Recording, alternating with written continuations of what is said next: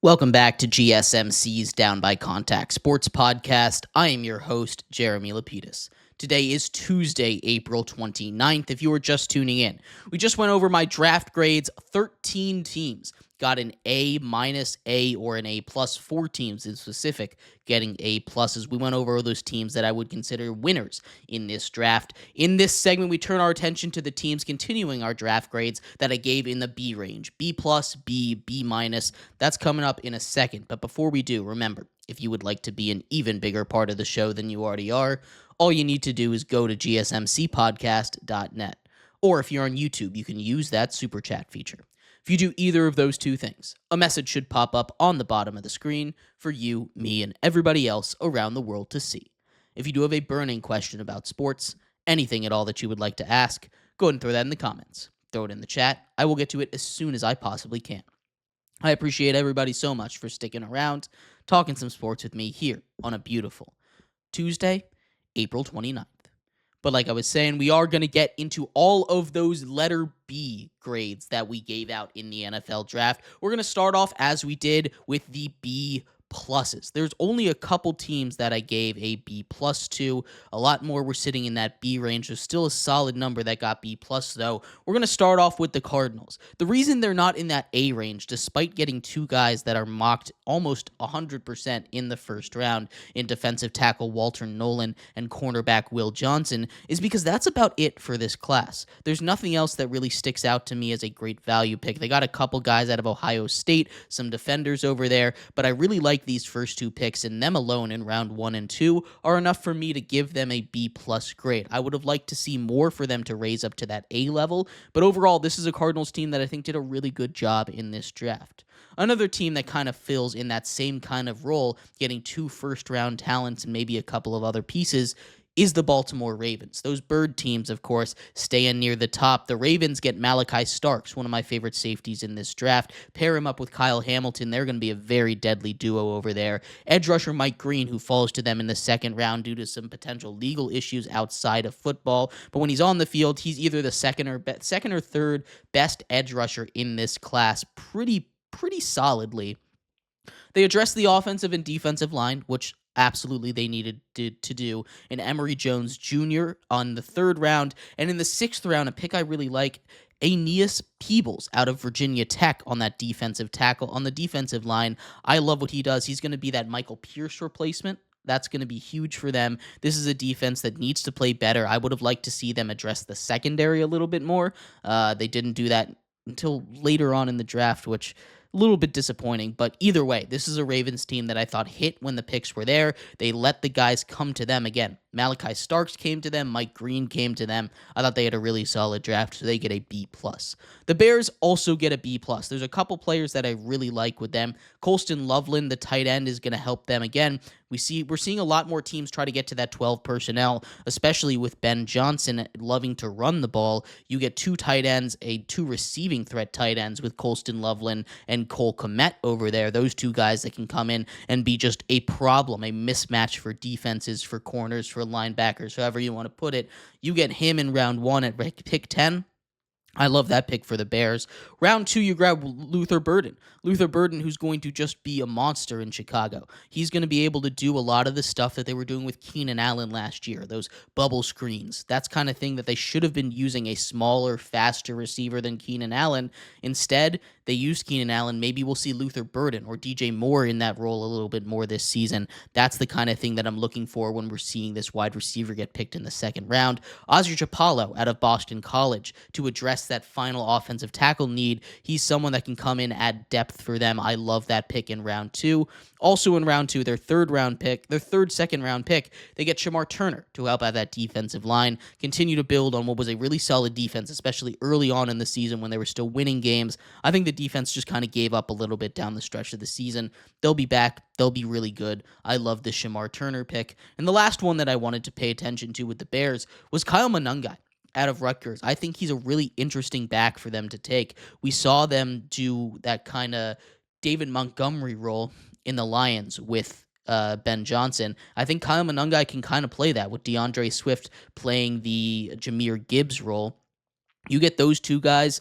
I'm really curious how it's going to go. I love this Bears draft. They get a B plus. The Raiders similarly get a B plus. They're here because they knocked it out of the park with Ashton Genty. I love Ashton Genty. He's going to come in and immediately make a difference. But outside of that, there wasn't really anything that leapt off the page for me in this draft. I'm not a huge fan of Jack Beck. He's someone that I think can come in and maybe as a wide receiver 2 or 3 make a difference. They addressed the offensive line in the third round, which I'm really glad they did. They needed that badly, getting Caleb Rogers and Charles Grant for a guard and a tackle. And then shout out Tonka Hemingway, one of the all-name people in this draft, going in the 4th round. He's a big guy at defensive tackle that's just going to eat up blocks, eat up running backs when they go up the middle. I love this pick. They're going to continue to build around a really solid, stingy defense already. I like the Raiders, a B plus for them. The Chargers also get a B plus. I wasn't a huge fan of all their picks, but I do see the vision here, right? You see them really going hard into that hard-nosed Jim Harbaugh run the ball down your throat system. Omarion Hampton as a running back in round 1. You pair him up with Najee Harris. They did a exclusive rights free agent tender on J.K. Dobbins, so if nobody signs him, they can re-sign him and have exclusive negotiating rights. Omarion Hampton, that is a 3-headed monster, 3 power backs right there. They also bring in another second-round wide receiver, this time Trey Harris out of Ole Miss. Trey Harris is a guy that has a little bit of injury concerns, which isn't great when they don't really have anybody else.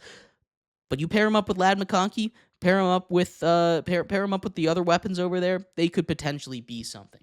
Going back to the defense, they get edge Kyle Kennard in the 4th round. I love that. He's going to be exactly what they need. Add more pressure to the quarterback after moving off of Joey Bosa. And then the guy that I think is going to go really underrated, Oronde Gadsden II, the tight end out of Syracuse. I love that pick for the Chargers. You want to talk about getting your quarterback weapons? Will Dissly was a huge part of the offense in that tight end role. Gadsden is a guy that can block. He's a guy that has really good hands. He's someone that I cannot wait to see in a Chargers uniform. That is a perfect fit for him. I'm really excited to see what he brings this season. And then they finish it off with a safety that I'm a fan of in R.J. Mickens in the 6th round out of Clemson. He's not the full complete package, but you let him sit behind Derwin James for a little bit. He hits hard. I like R.J. Mickens. He's someone that I think could come in and make a little bit of a difference as depth for them. The Jets and the 49ers are the last 2 teams to get B pluses for me. Armand Membu, Mason Taylor, Azure Thompson, all 3 and 1, 2, 3 for the Jets, I thought were really good picks. These are guys that I've seen mocked in the 1st round. Other than Membu, there weren't really guys that I mocked in the 1st round, but they needed a tackle bad. They needed a tight end. They needed corner after losing DJ Reed. They hit all their needs. I really like what they did. I also like Malachi Moore in the 4th round out of Alabama, the safety. This was just a draft that they kind of hit their needs, and they were like, this is what we're going to deal with. We're going to take the best player available at our biggest need at every single opportunity. They did that. It's a solid draft. It's a solid draft strategy. We'll see if it pays off for New York this year. They get a B+. The final B+, though, goes to the 49ers. They get Mykel Williams. Some people say it's a reach. I like him out of Georgia. Alfred Collins as well, the defensive tackle, is someone I really like. Then they address the corner room. I would love to see them address the corner room a little bit earlier.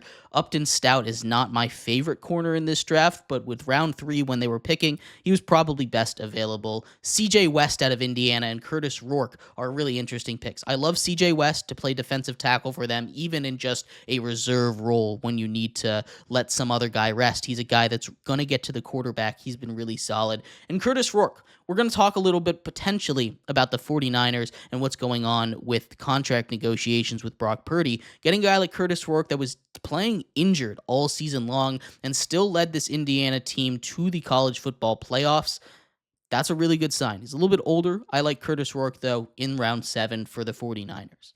Getting to the teams that just got normal Bs, just the average Bs. The Bills, I thought their picks were fine. None of their picks were really bad, but they weren't the guys that I would have taken or my favorite looks. Maxwell Harrison out of Kentucky, solid corner in round 1, wasn't my favorite corner on the board. Defensive tackle TJ Sanders, same thing. Solid defensive tackle, wasn't my favorite defensive tackle on the board. Same thing with Landon Jackson in round 3 out of Arkansas. Solid player, not my favorite one on the board. Same thing with Deontay Walker. I think all of these picks are going to turn into solid players, but I think there were better options on the board for the Bills at a lot of these picks. And I think because of that, they're just sitting at an average B for the Buffalo Bills. The Colts, similarly there.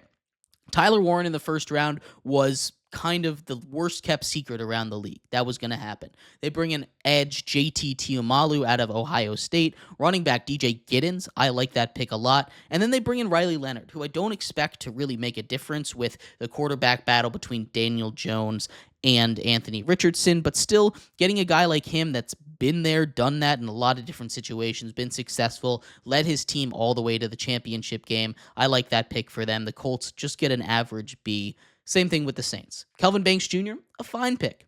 Tyler Shuck, a solid pick.